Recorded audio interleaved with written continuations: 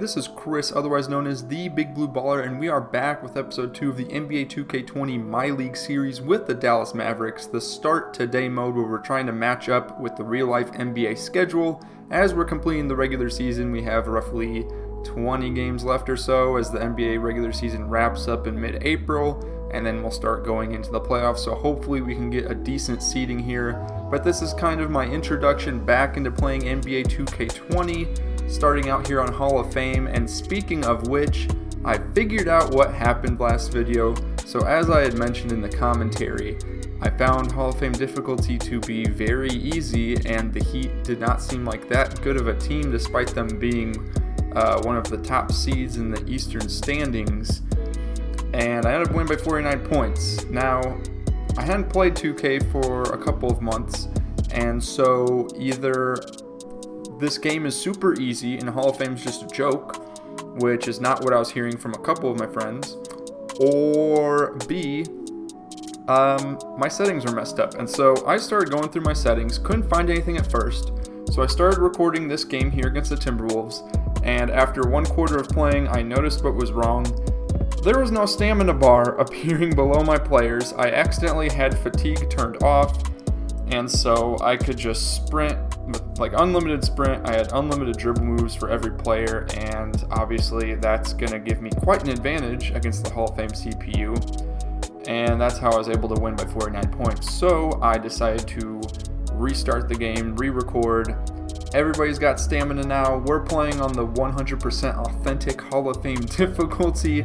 Everything's all good, and I think this game's going to be a good intro into the legit Hall of Fame difficulty settings here, because we're going up against a very weak team in the Minnesota Timberwolves. Karl-Anthony Towns, their best player, is injured, so they have D'Angelo Russell, Okogie, who you just saw hit a 3 right there. That dude was beasting all game. I honestly don't really know much about him in real life, but the dude is balling this game. They got Malik Beasley, James Johnson, I don't think, is Jeff Teague on the team? No, Jeff Teague got traded to the Atlanta Hawks. And then they have Omri Spellman and a few other role players, bench players. I think Jake Layman's on the team, if you guys know him from the University of Maryland. I don't know. This team's not very well put together, as Porzingis getting a beautiful block right there. Yeah, this team sucks. So I think it's a good introduction back into the real Hall of Fame difficulty with the stamina bar and everything, real fatigue, players getting tired. Should all be good. Now, the strategy is still the same. We're going to have auto plays turned on.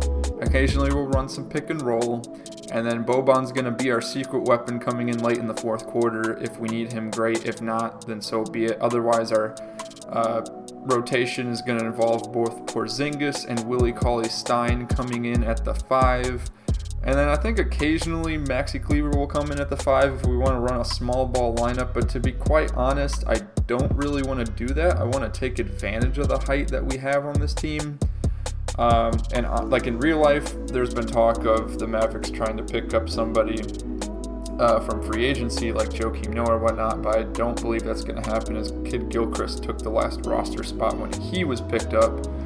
So it looks like this roster is pretty much set for the playoffs moving forward, and that's how we're going to play it in 2K as well. But once we get into the offseason, I haven't decided yet. Either I'm going to go ahead and play another season with this team, or I'm just going to go ahead and start a fantasy My League, and just so I have everything wide open, be able to trade players and build teams through drafts and through trading and that sort of thing. And I think it'd be a little bit more creative than your typical My League series or just My League mode, playing with the current teams.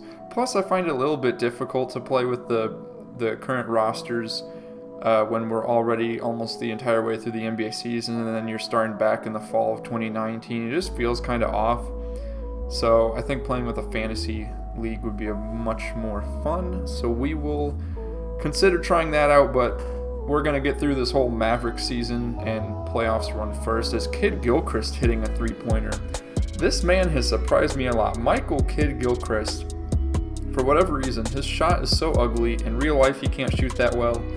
But so far I'm having some decent success with him, not gonna lie. I haven't really been trying to go to him. He just happens to be open for 3, and I mean, if the man's open, I'm gonna get him the ball, I'm gonna shoot it, So that's what we've been doing.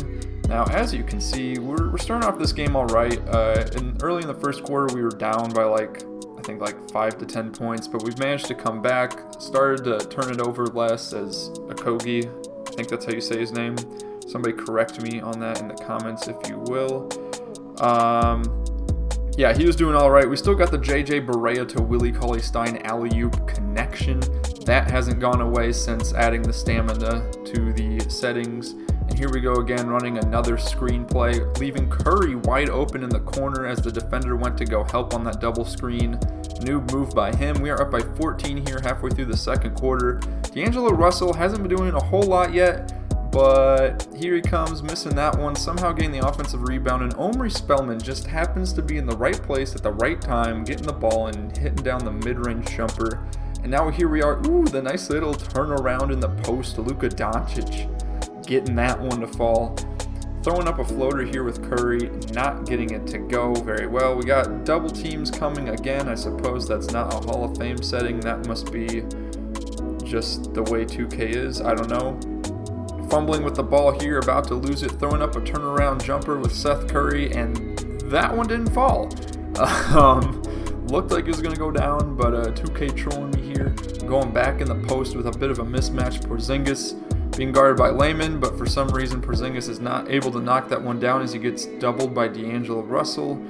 And here comes the Hall of Fame CPU. Okogie passing off to Layman, down to Beasley. They are just throwing passes left and right and all over the place.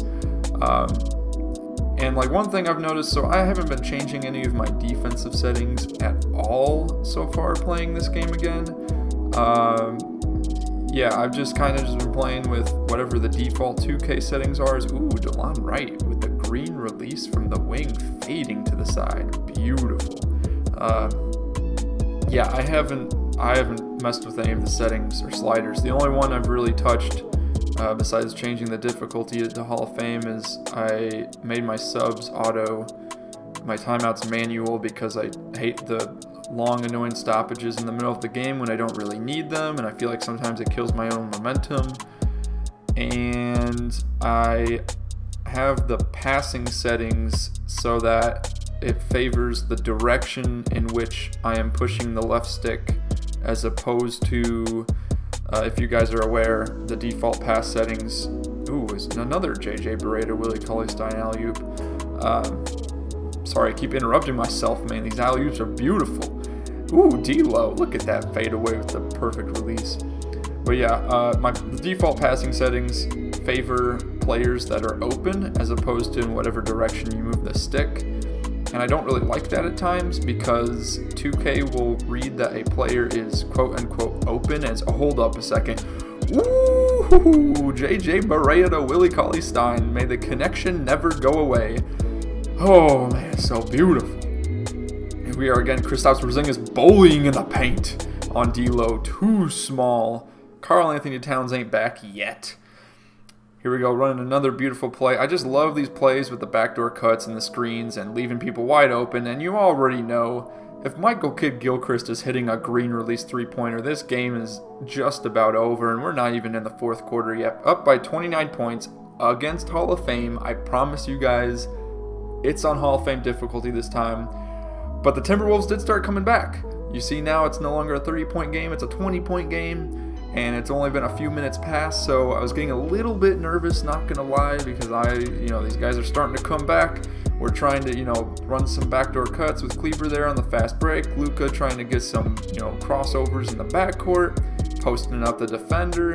Can't hold him, too easy, green release. Luka is money. Didn't score as many points with Luka and Porzingis this game like I did last game. Obviously, the team's total points scored isn't as high either. I believe I had around 150 points in the last game, so obviously the players aren't going to score as much as they were before. Here we go. Surprised that pass didn't get turned over, but nice step back by Luka, getting Hernan Gomez on skates and putting in the jumper. Malik Beasley passing to Hernan Gomez in the post. And look at this sequence right here, getting the offensive rebound. Russell he knows where to go, man. That player awareness is just too much to handle. Luka not playing the greatest defense on him, that's for sure. And here we are on the fast break, now only up by 16. They are slowly coming back as we are trying to do the best that we can. Tim Hardaway Jr. with the fast break slam, trying to go for steals here, whatever we can get.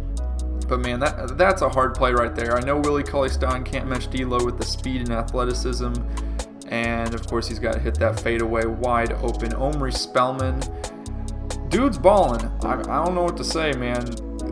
Dude's a beast. I mean, he scored like 30 plus points, I think, in a couple games when he was with the Warriors before he got traded. So, I mean, he's not trash. No NBA player is complete trash, but in 2K they can be.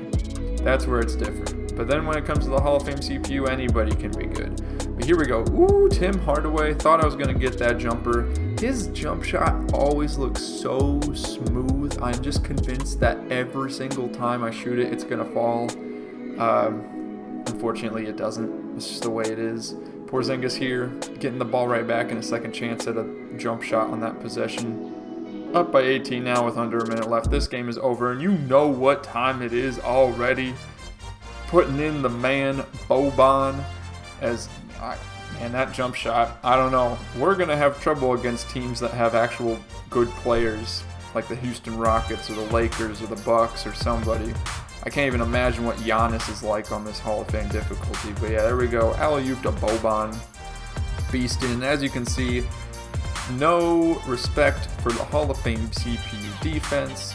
Going in for another bucket with Boban. And this game is just about wrapped up here. 6 seconds left. I hope you guys all enjoyed this video. Check out my main YouTube channel where I have life advice, cooking advice for people living on their own, how to save money, how to make more money, how to live your best and happiest life, how to move to a new city alone, how to make friends. I got tons of tips for you, college exam tips, all on my other channel if that's something that interests you guys. Otherwise, I got plenty of other 2K and NBA basketball content on this channel, so go ahead and subscribe if you're interested. All links to social media and everything else in the description. With that being said, again, if you enjoyed, leave a like, helps me out the YouTube algorithm. And to all my big blue ballers out there, let's get that bread. And I'll see you all on the next one.